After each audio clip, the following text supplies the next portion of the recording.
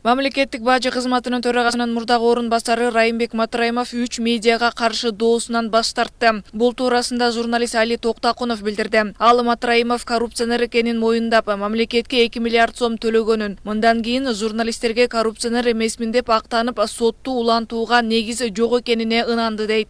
Эми бул ушундай болушу керек болчу. Себеби дегенде Райымбек Матраимов өзү дагы күнөөсүн мойнуна алып, коррупционер экенин мойнуна алып, коррупциялык схема түзгөнүн мойнуна алып, 2 миллиард сомдон ашуун акчаны мамлекетке төлөп берди. Бул албетте толук мамлекеттин келтирген чыгымын жапаса дагы, башкысы күнөөсүн мойнуна алды жана ал үчүн соттолду. Мындан кийин мен коррупционер эмесмин деп журналисттер менен соттошуусун улантуусу бул мыйзамга дагы акылга дагы сыймак эмес, логикага дагы. Ошон үчүн алар мындай токтотууга аргасыз болду деп ойлойм.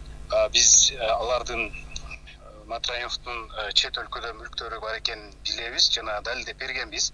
Ошондой эле журналисттик иликтөөдөн кийин бийлик чет өлкөдөгү мүлкүн текшерүүдү убакытты созуп алды. Бул учурда мүлктү башкага каттоого шарт түзүлдү. Бирок журналисттер бардык жактан далилди даярдап, соттон жеңип алууга мүмкүнчүлүк болгонун айтат. Белгилүү болгондой, адвокаттар Татьяна Коржинская менен Мадина Ниязова Матраимовдун доону канааттандыруудан баш тартканын билдирген. Арызда мамлекеттик бажы кызматынын төрагасынын мурдагы орун басары Райымбек Матраимовго байланыштуу ишти УКМК карап, чечим кабыл алгандан кийин журналисттик иликтөөдө айтылгандарды далилдөөнүн зарылчылыгы жоктугу белгиленген.